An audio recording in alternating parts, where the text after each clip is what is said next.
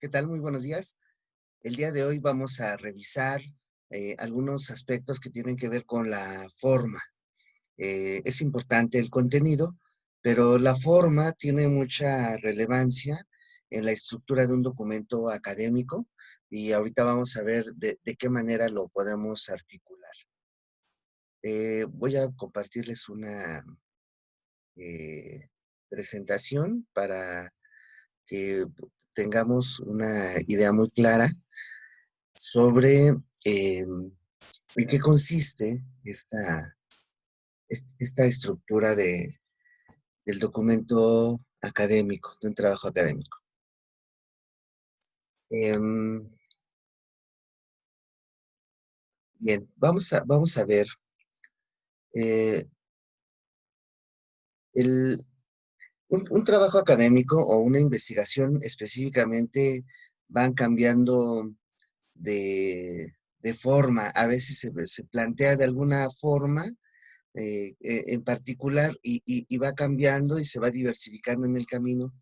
A veces toma otra dirección, a veces cobra vida la investigación, por eso es que hay que considerar algunos puntos que cambian, algunos variantes que tienen una eh, trascendencia en la estructura y argumentación del apartado y del trabajo completo. Aquí en esta parte vemos de entrada los tres temas que se abordan en esta exposición: la macroestructura, la microestructura y el formato. Revisen la tipografía del formato. Y quiero ilustrarlo con la imagen de un árbol. Cuando ustedes ven a una plantita crecer, más o menos ya ubican hacia dónde va o se imaginan qué tipo de, de planta de ramificación va a tener. Después, cuando va creciendo, va tornándose de una manera en donde se van anticipando sus ramas y se van creciendo, se van diversificando, se van ampliando y del mismo modo se van nutriendo. Probablemente vean esta imagen aquí, probablemente parece que solamente va a ser una ramita, en donde solamente va a haber una hoja, pero ya cuando vemos la parte final, un árbol que termina de crecer, tiene una estructura en particular que a veces no estaba completamente diseñada de una o de otra manera, va creciendo en el camino. Y en otros momentos sí se tiene que regular ese crecimiento en función de unos protocolos como los que hemos diseñado en la institución para tener esta profundidad, claridad, organización y que pues el trabajo tenga una consistencia sólida. Bien, de entrada vamos a analizar eh, la macroestructura. Acuérdense que la macroestructura tiene que ver con estos apartados que les mencionaba, que están en el protocolo de cada institución. Bueno, muy pocas tienen esta profundidad de planteamiento, e incluso las normales tenemos documentos oficiales de la SEP y de la DGESPE, pero hay que ver en qué forma los vamos a trabajar para eh, tener claridad de cuáles son los apartados y en qué consiste cada uno. Bueno, aquí tenemos dos esquemas. El primero de la tesis, en donde los grandes apartados están, digamos, en mayúsculas y todos los demás son apartados que tienen menos importancia. Lo que hemos dicho: introducción, desarrollo, conclusiones, marco referencial, marco teórico, metodología, hallazgos, son de manera los grandes apartados, ¿no? Y en el informe de prácticas, igual: diagnóstico, plan de acción, resultados generales y conclusiones. A su vez, dentro de estos apartados, de estos encabezados de títulos y subtítulos, pueden haber otros dos o tres niveles de apartados según cómo sea la distribución del tema y la profundidad del trabajo. Y la microestructura tiene que ver con la organización de cada párrafo. La microestructura la vamos a ver en términos de cómo se presenta la información. Si es un párrafo expositivo, vamos a ver que la extensión es más reducida porque solamente está aglutinando la voz del autor. Y en el caso del párrafo argumentativo tiene de 6 a 8 líneas por la lógica composición del argumento, en donde se hace uso de referencias internas en forma de citas textuales o de paráfrasis, y aquí la extensión se extiende. Prácticamente las 5 líneas tienen que ser pues la voz del autor del texto, y las líneas que se agregan son las paráfrasis o las citas textuales que se ocupan de otros documentos. Este cuadro, a propósito, está tomado del manual de referencias que hemos utilizado mucho para el caso de los trabajos de la escuela normal. Bien, a continuación les voy a proponer una nueva lógica de organización a partir de unas pequeñas frases que Daniel Casani denomina marcadores textuales. Y aquí menciona que sirven para estructurar el texto y guiar al lector. Entonces, acuérdense cómo veíamos que tanto la organización de los títulos y de los subtítulos nos sirven para organizar nuestra redacción, pero también para orientar al lector. Lo mismo, los marcadores textuales sirven para organizar el texto y para guiar al lector, pero también se usan para organizar y relacionar fragmentos relativamente extensos del texto. Pueden ser marcadores que organizan párrafos, apartados o grupos de oraciones dentro de un párrafo, o fragmentos breves dentro de un apartado, ya sean oraciones o frases en hallazgos, en conclusiones, y se deben de usar en todos los escritos académicos. Suelen colocarse en posiciones importantes del texto. Generalmente los vamos a ver al inicio del párrafo o de la frase, y esto nos permite que el lector distinga a la hora de que ocupa uno este marcador textual. El lector se conecta directamente con la idea y nos permitirá, bueno, organizar nuestra redacción y proponerle una claridad en la comprensión del texto del lector. Y bueno, aquí es importante también mencionar que puede estar a la mitad del párrafo. Si ocupamos 2 o 3 oraciones simples dentro del párrafo, podemos entender cómo un marcador textual nos sirve para conectar las oraciones dentro del párrafo. Bien, los marcadores textuales, esta hoja se las compartiré para que la tengan. Es una hoja que he diseñado para talleres y me he basado en Daniel Casani. Sin embargo, es importante ver nada más, aquí voy a hacer mención solamente de los tipos de marcadores. Ustedes van a ver con detenimiento cada uno. Solamente voy a explicar el segundo de ellos. Dice, aquí es introducir el tema del texto, iniciar un tema nuevo y marcar orden. Y vean cómo son frases con las que se puede empezar un párrafo o una idea dentro de un párrafo y organizar los apartados.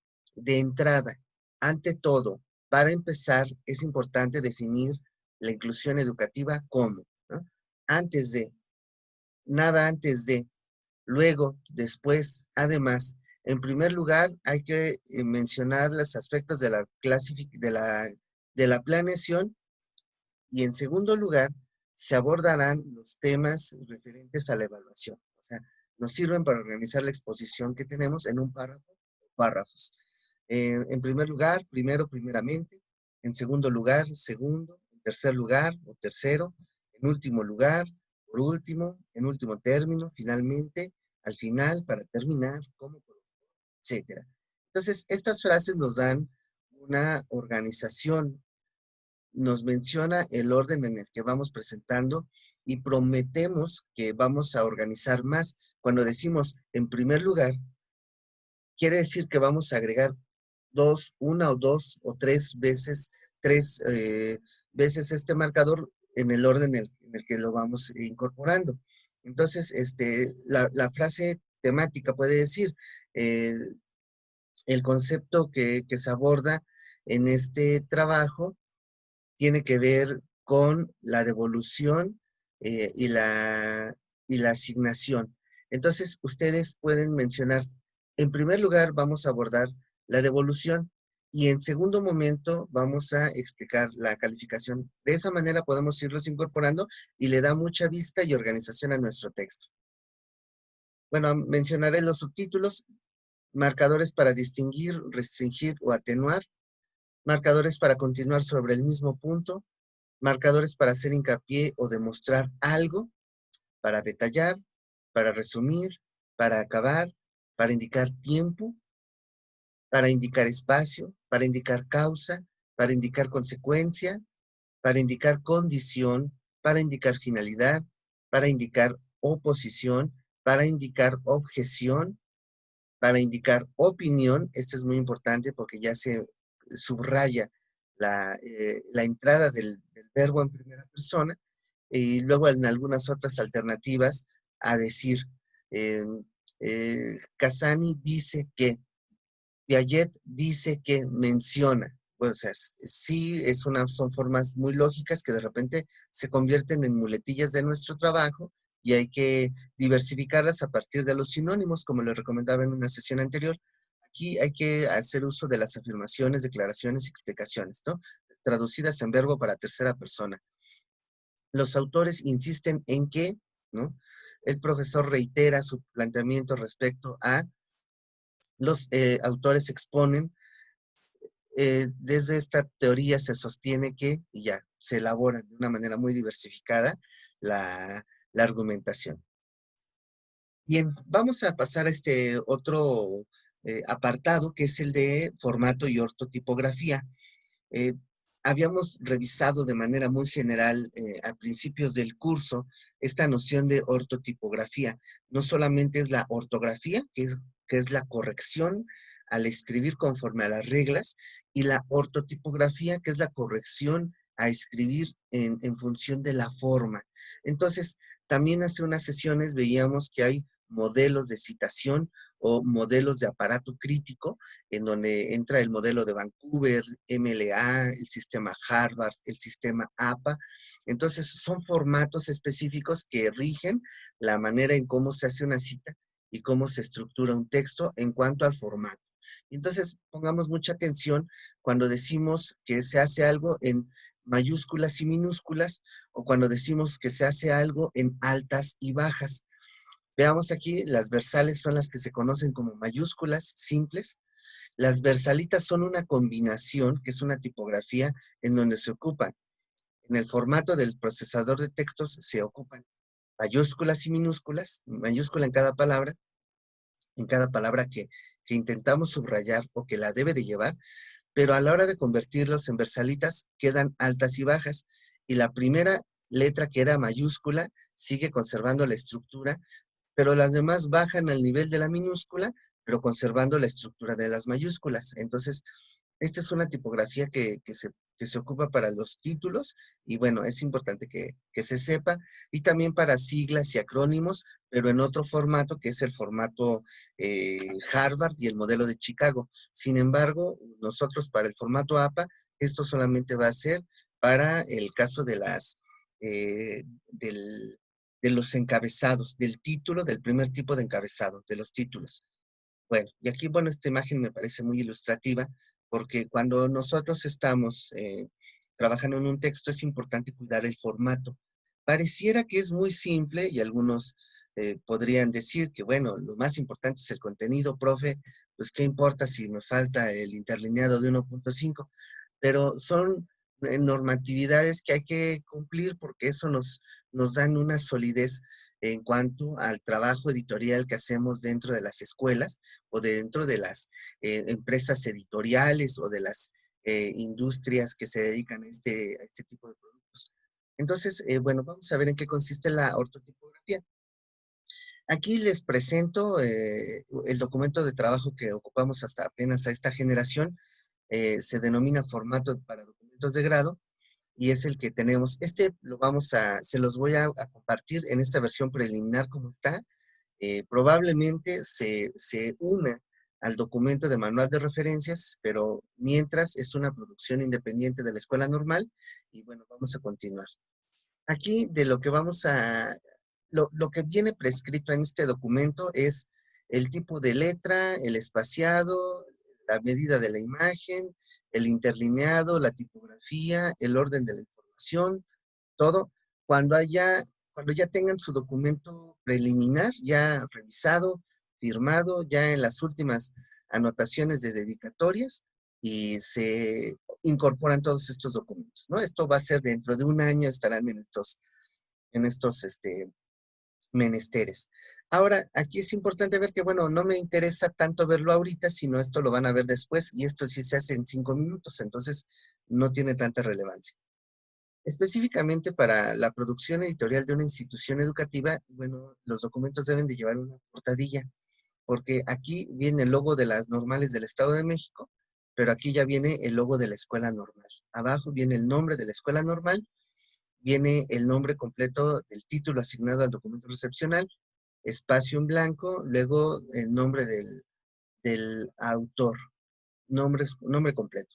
Entonces, esto también le da mucha presencia porque hay muchos documentos institucionales, por ejemplo, de la UNAM, tengo algunos referentes, del Instituto Politécnico, en donde eh, los documentos generan una portadilla para darle presencia a la unidad, a la facultad o a la división que es la que emitió el documento.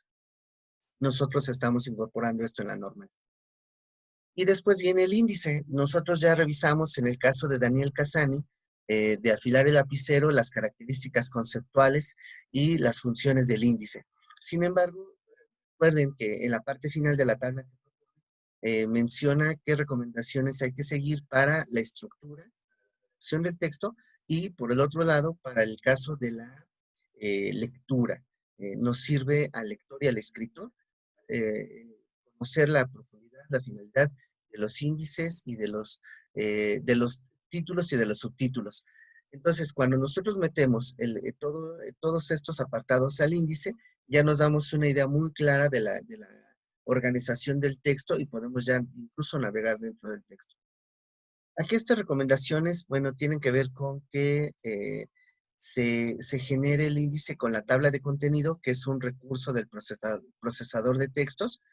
Debe de contener los títulos, los subtítulos y los apartados del documento de grado. Deberá de remitir con fidelidad a todos y cada uno de los rubros del documento. Se presentará en 2 columnas. Del lado izquierdo se anota la sección del trabajo y en la derecha la página a la que corresponde, el espacio definido por línea punteada y las páginas deben de especificarse en números arábigos. Entonces, son recomendaciones para el índice y el paginado. El formato APA prescribe ya un tipo de tipografía que es Times New Roman, y aquí ya esta es una adecuación específica para el documento institucional, en donde se prescribe que sea de 14 puntos para títulos, centrado en negritas, con versalitas, subtítulos en 13, alineado del lado izquierdo, en negritas, el 12 para demás apartados y cuerpos del texto, el número 12, y en 10 para notas y pies. Ahorita vamos a ver a qué se refiere. El formato APA, de manera particular, tiene una gran extensión de recomendaciones que convendría atenderlas. Mucho que revisen este manual. Esta es la última versión, la que tenemos también en la página de nuestro cuerpo académico, y lo que pueden hacer es revisar las características de este manual del formato APA, de donde se sacó el manual de referencias que hemos ocupado tantas veces. Tiene 250 páginas, entonces lo que se hizo con el manual de referencias fue simplificar la información, pero no estamos negando nada del origen de ese documento, sino que le damos en todo momento el crédito y simplificamos el trabajo del libro. Para esto es importante. Sin embargo, dentro de este manual APA están eh, los recursos gráficos, que son tablas y figuras. Las tablas muestran valores numéricos o información textual organizados en una técnica de visualización en columnas y filas. Y las figuras pueden ser esquemas, gráficas, fotografías, dibujos o cualquier otra ilustración o representación no textual. Entonces, de esta manera se agrupan las tablas y las figuras, y son recursos que tienen un formato y ciertas características para presentarse, y su argumentación también tiene una cualidad en particular que, bueno, la revisaremos más adelante.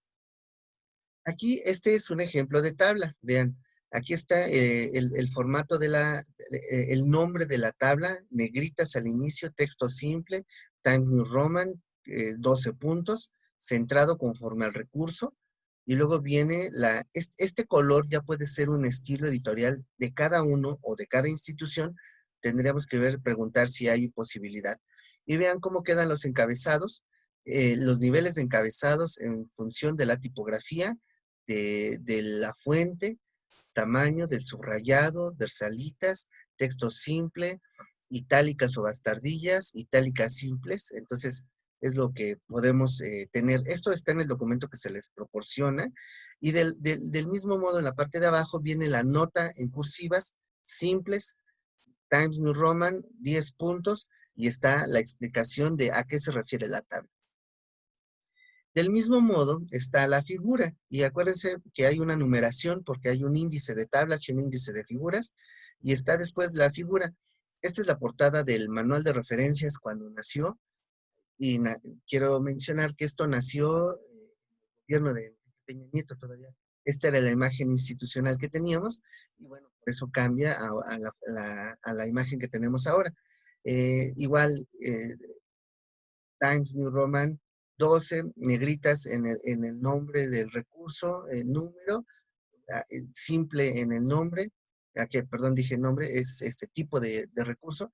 Y acá abajo viene nuevamente figura 1 en cursivas, que remite a la de arriba, y después viene el texto de la explicación de la imagen en texto simple. Este es en fuente Times New Roman número 10.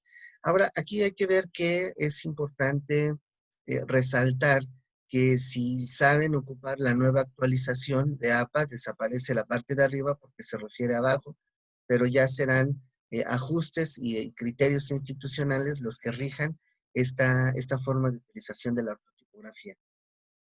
Bien, los anexos. En un documento recepcional lo que hacemos, y en un documento académico, como muchos otros, ponencias, ensayos académicos, artículos, investigaciones, es importante considerar anexos, que se trata de un apartado al final de todo el documento en donde se adjuntan todos los documentos que se ocuparon, reportes, tablas, versiones estenográficas, pueden ser fragmentos del diario, cuestionarios de las encuestas aplicadas o de las entrevistas estructuradas o semiestructuradas, bases de datos, versiones estenográficas de las entrevistas, fotografías, diagramas, esquemas, tablas. De manera general, también aquí entran los manuales, si es que se construyen propuestas adicionales, ficheros, documentos adicionales, cuando la propuesta consistió en un material educativo.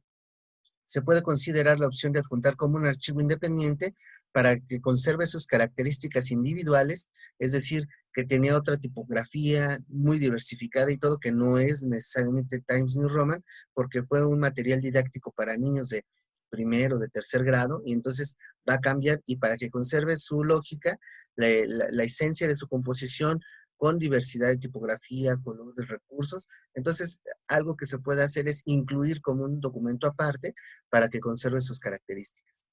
En fin, entonces, de manera general, se dan cuenta, son elementos de formato ortotipográficos que se tienen que considerar para la estructura de documentos de grado. Específicamente para los dos que ocupamos en la normal en esta generación, pero todos los artículos académicos tendrían que ir perfilándose ya con esta forma de trabajo para que no les cueste trabajo ocupar una forma de citación, de índices, de tablas de contenido y todo lo que implica el interlineado y el manejo de recursos gráficos en un procesador de textos, mientras cuidamos toda la profundidad de la argumentación y del contenido, también hay que ver, por otro lado, el formato de los trabajos.